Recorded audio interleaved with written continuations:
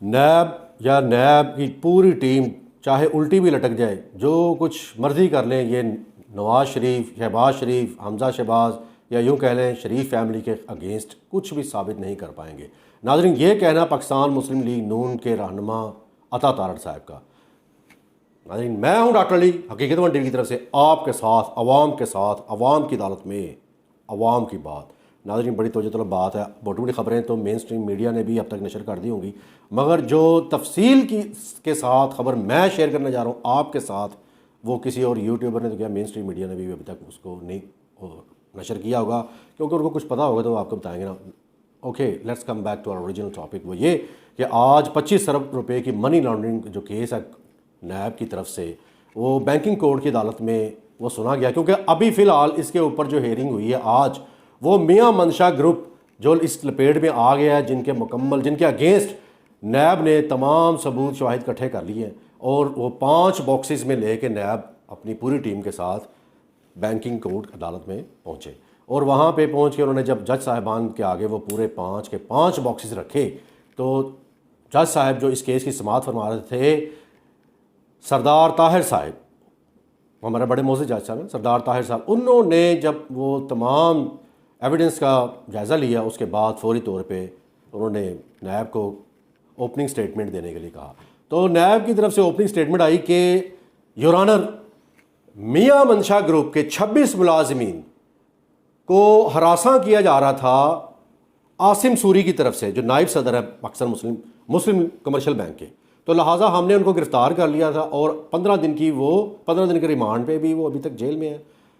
और एक शख्स ने, अज़हर महमूद, जो दूसरा शख्स है मुस्लिम कमर्शियल बैंक का, उसने अपनी अबूरी ज़मानत करवा रखी है। तो योर ऑनर, हमने नोटिस भी भिजवा दिया आपके कहने पे मियां मंशा साहब को कि अगली हेयरिंग पे वो भी पेश हो। जो आज की मौजूदा सूरत हाल है वो ये कि मियां मंशा ही तो था, या मियां मंशा का बैंक मुस्लिम कमर्शियल बैंक ही तो है कि जिसने 25 अरब रुपए की मनी लॉन्ड्रिंग की, या मनी लॉन्ड्रिंग में इनको हेल्प प्रोवाइड की शरीफ ख़ानदान को। नाज़रीन, बड़ी तवज्जो तलब बात है, क्योंकि इस केस को हम बड़ी क्लोजली ना सिर्फ ऑब्ज़र्व कर रहे हैं, ऑब्ज़र्व करने के साथ साथ इसको जो इसके ऊपर जो पेशरफ्त हो रही है वो हम आपकी खिदमत में पेश किए चले जा रहे हैं मुसलसल। और आज इस केस के ऊपर जो मज़ीद पेशरफ्त हुई है उसकी तफसील इसलिए बयान करना मैं ज़रूरी समझ रहा हूँ, मैं डॉक्टर अली की खिदमत की तरफ से, कि कुछ ऐसे लीगल पॉइंट्स हैं जो अवाम की समझ में या उसके नॉलेज में आने बहुत ज़रूरी हैं। वो यूँ या इसलिए कि नाज़रीन, ज़िंदगी में कुछ पता नहीं होता कब कहाँ किससे बंदे की बहस हो जाए या बात हो जाए। एक लीगल आर्गूमेंट, या यूँ कह लें कि healthy argument is always good for you. नाज़रीन, वापस अपने मौजू की तरफ आते हैं। ये कि जब अदालत में पेशी हुई, सरदार रिजवान हमारे बहुत मोअज़्ज़ज़ जज साहब हैं सरदार ताहिर साहब की सरबराही में, वहाँ उन्होंने जब इस केस का सारा मुआयना किया, उसके बाद उन्होंने फरमाया कि आप कुछ कहना चाह रहे हैं मियाँ शहबाज शरीफ साहब। तो शहबाज शरीफ साहब रोस्टम पे आए, उन्होंने कहा,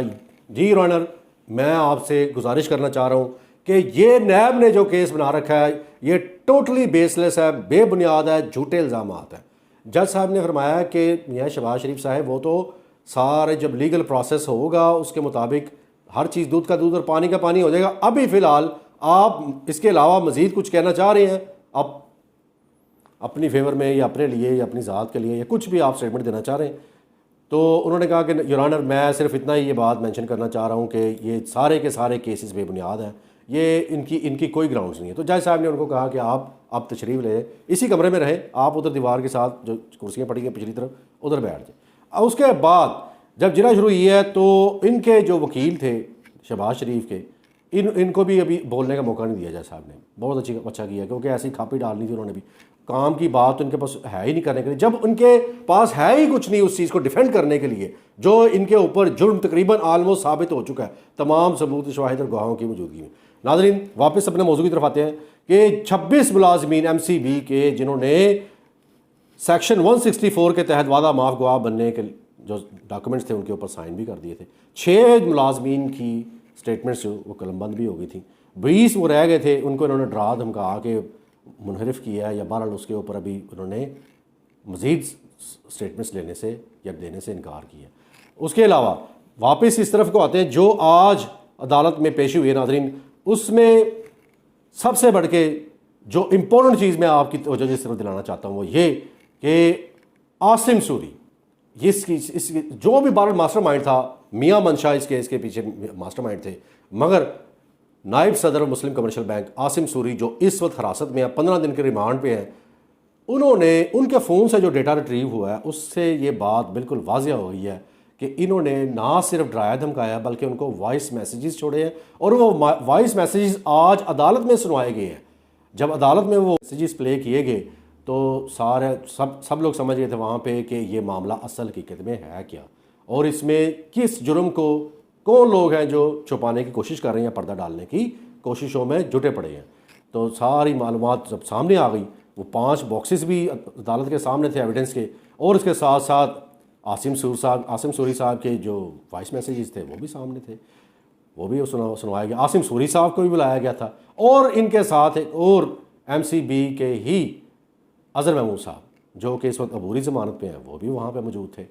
बहरहाल उनकी अबूरी ज़मानत अभी कैंसिल नहीं हुई, हालांकि नैब की टीम ने, प्रोसिक्यूटर टीम जो थी वहाँ पे, उन्होंने जज साहब से यही अर्ज़ की, रिक्वेस्ट की कि योर ऑनर अज़हर महमूद को जो अबूरी ज़मानत दे रखी है, इनकी अबूरी ज़मानत को कैंसिल किया जाए ताकि हम इनको अरेस्ट करके इनसे मज़ीद जो तहकीकात है उसको आगे बढ़ा सकें। बहरहाल जज साहब ने फरमाया कि इनकी अबूरी ज़मानत अब तकरीबन रह गई, पीछे 10-11 दिन रह गए, इनको पूरी करने दें और 29 तारीख को इनको दोबारा कोर्ट में पेश होने का हुक्म दिया। नाज़रीन 29 सितंबर को जो भी इस केस से मुतल्लिक मज़ीद पेशरफ्त होगी, मैं डॉक्टर अली हकीकत टीवी की तरफ से आपके साथ उसको ज़रूर आप शेयर करेंगे। और ना सिर्फ ये कि मियाँ शहबाज शरीफ को ने दोबारा उठ के खड़े होकर बोलने की कोशिश की कोर्ट में, तो जज साहब ने उनको शट अप कर दिया कि आपको मौका दिया गया था अपनी फेवर में कुछ कहने का, मगर उस वक्त आपके पास था ही कुछ नहीं बोलने के लिए, और अब जब दुराने जिरा आप इंटरप्ट करने की कोशिश कर रहे हैं, लिहाजा आप से खामोशी से बैठे रहें, उस वक्त तक खामोशी से बैठे रहें जब तक कि अदालत आपको बोलने का ना कहे। नाज़रीन यहाँ पे एक और बड़ा ही इम्पोर्टेंट और मुज़ाहिका खेज़ जो एक छोटा सा वाक़या पेश आया उस कोर्ट रूम में, मेरा आंखों देखा, वो मैं ज़रूर आपके साथ शेयर करूँगा। वो ये कि जब जज साहब